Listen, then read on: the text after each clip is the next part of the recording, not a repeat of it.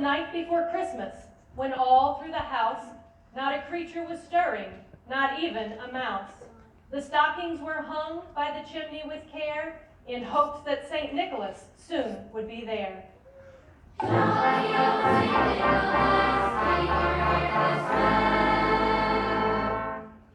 The children were nestled all snug in their beds, while visions of sugar plums danced in their heads.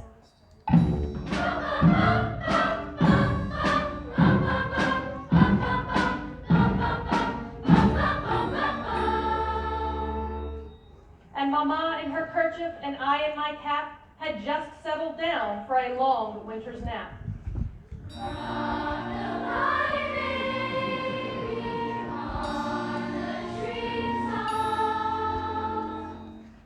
When out on the lawn there arose such a clatter, I sprang from the bed to see what was the matter.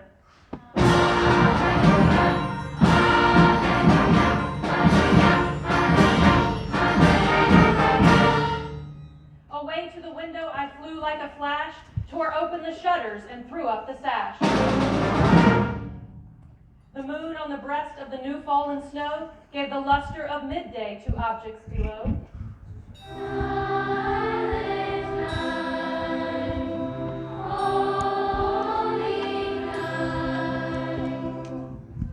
When what to my wondering eyes should appear but a miniature sleigh and 8 tiny reindeer.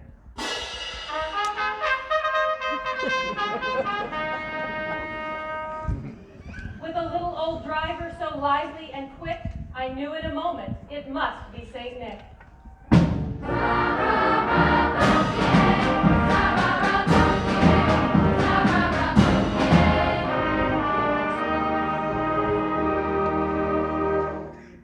More rapid than eagles his coursers they came, and he whistled and shouted and called them by name.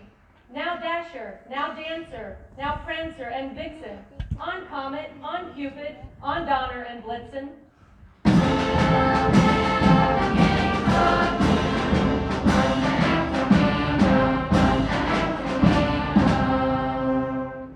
To the top of the porch, to the top of the wall, now dash away, dash away, dash away all.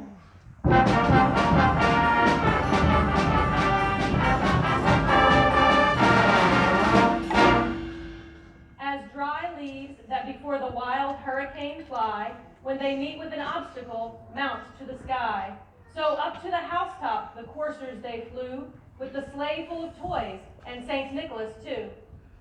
Up on the rooftop, reindeer paws, round jumps dear old Santa Claus.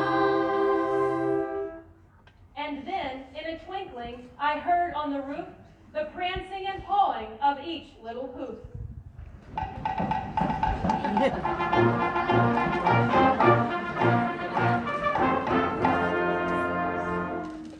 As I drew in my head and was turning around, down the chimney St. Nicholas came with a bound. He was dressed all in fur, from his head to his foot, and his clothes were all tarnished with ashes and soot.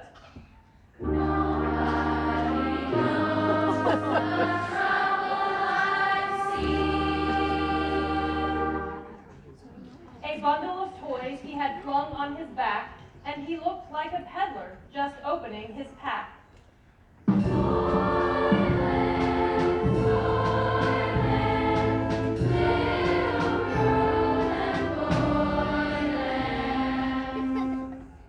His eyes, how they twinkled, his dimples, how merry. His cheeks were like roses, his nose like a cherry. His droll little mouth was drawn up like a bow, and the beard of his chin was as white as the snow.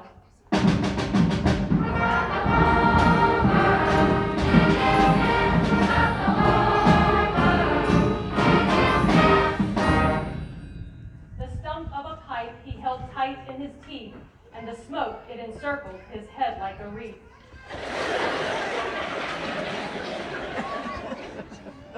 He had a broad face and a little round belly that shook when he laughed like a bowl full of jelly. He was chubby and plump, a right jolly old elf, and I laughed when I saw him, in spite of myself. A wink of his eye and a twist of his head soon gave me to know I had nothing to dread.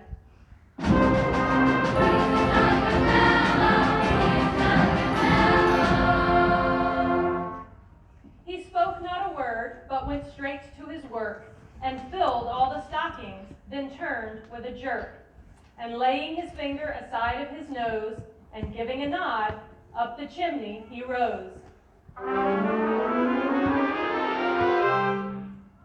He sprang to his sleigh, to his team gave a whistle, and away they all flew like the down of a thistle.